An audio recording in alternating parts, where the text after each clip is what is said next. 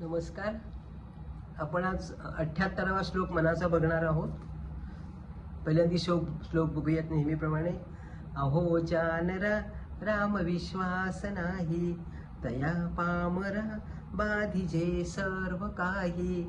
महाराज तो स्वामी कैवल्य दाता, वृथा वाहणे देह संसार चिंता. वृथा वाहणे देह संसार चिंता. जय जय रघुवीर समर्थ. अगदी स्पष्ट अशा पहिल्या ओळीतच आपल्याला दिसून येईल बघा. अहो जानरा राम विश्वास नाही, ज्याचा रामावरती विश्वासच नाही तो मनुष्य हा कसा आहे, क्षुद्र जीव आहे. आणि म्हणून समर्थ त्याला क्षुद्रजीव का म्हणतात, कारण तो कसा आहे, एक तर दुर्दैवी आहे, अज्ञानी आहे.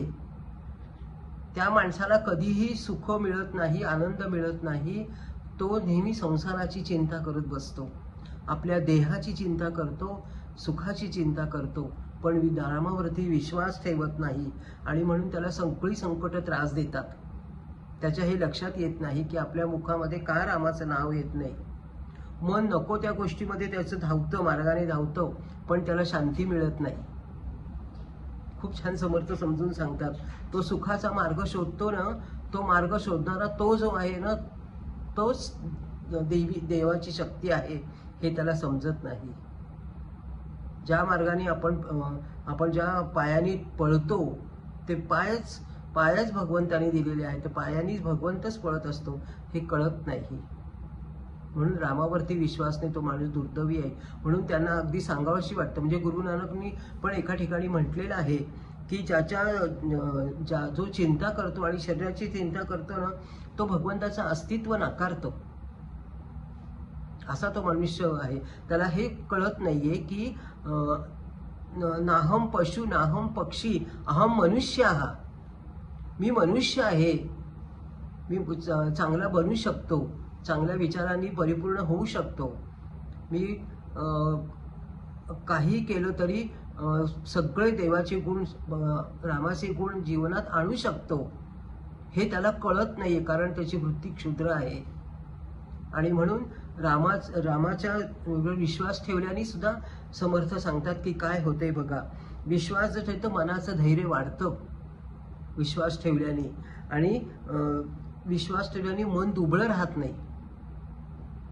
मनाला एक असं धैर्य निर्माण होतं आणि मन अस्वस्थ नसतं कधी. स्वस्थ अगदी मन रामावरती विश्वास ठेवला तर, ज्याच्यावर चिंता टाकून देऊ त्याच्यावर आहे आपला विश्वास, असं असून आपण एकदम स्वस्थ राहू शकतो. म्हणून मी जर मनुष्य असेल, मानलं असेल मी मनुष्य आहे, तर माझ्या मनुष्याचा गौरव होतो. तसा मी देखील भगवंताचा गौरव केला पाहिजे. आणि म्हणून आपण ओळखता आला पाहिजे, कारण आपण काही घोडा नाहीये, आपण काही गाढव नाहीये. मनुष्याला बुद्धी दिलेली आहे, त्याला मन आणि बुद्धी हे विशेष दिलेलं आहे. विशेष काय असेल ते मानवी जीवनामध्ये आहे. आणि म्हणून तो भगवंतावरती विश्वास ठेवू शकतो, कारण त्याला बुद्धी मनुष्याची बुद्धी आहे. आणि म्हणून साधे लोक बघा संसारामध्ये रमतात, आपल्या देहाची काळजी करतात, अजून कुठली काळजी, राजकीय काळजी करतात. ते लोक तरुणांची काळजी करतात, राज्याची स्थिती कशी आहे ते बघतात, शिक्षण व्यवस्था कशी चाललेली आहे त्याची ते काळजी करतात, नैतिक मूल्यांची ते काळजी करत असतात. त्यांच्या ह्या सगळ्या ज्या काळजी करण्याच्या गोष्टी हे संत लोक पण करत असतात. पण संत काय करतात, त्याच्यात उपाय शोधतात. साधी माणसं काय करतात, नुसती टिप्पण्या करत राहतात, पण उपाय नाही शोधत त्याच्यावरती. हे फरक आहे हा. म्हणून ह्या गोष्टीमध्ये पडण्यापेक्षा रामावर विश्वास ठेवावा आणि राम करेल तेच योग्य, असा दृढ विश्वास ठेवला तर मग नक्कीच आपल्याला त्याच्यामुळे काय होते माहितीये का, आपल्या ह्याच्यामध्ये जीवनामध्ये प्रश्न निर्माण होतात. आपण संत तुकारामांचं जर चरित्र बघितलं तर आपल्याला माहिती, त्यांना पांडुरंग त्यांच्याशी बोलत असे. ते ज्या वेळेला डोंगरावरती जाऊन बसत असत, ते एकाग्र करत असत, त्यावेळेला त्यांना रोज पांडुरंग भेटत असे. हे सामान्य माणसाला खरं वाटणार नाही, पण ते सामान्य माणूस काय विचारतो त्यांना, मग तुम्हाला जर रोज पांडुरंग भेटतो तर तुम्ही त्यांना का विचारत नाही माझा धंदा का चालत नाही म्हणून. पण त्यांना हे काय माहिती की ज्या वेळेला ते भगवंताशी बोलतात त्यावेळेला त्यांची स्थिती काय असते. म्हणून त्यांनी म्हटलेले बघा, अहम निर्विकल्पो निराकार रूपो विभुर्व्याप्य सर्वत्र सर्वेंद्रियाणां सदा मे समत्वं न मुक्तिर्न बंधः चिदानंद रूप शिवोहम शिवोहम, अशी त्यांची स्थिती असते.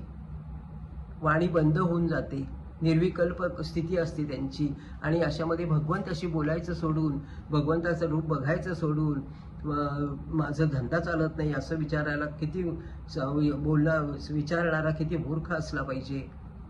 की त्यांना विचारा म्हणे तुम्ही पांडुरंगांना की आपलं का चालत नाही असं.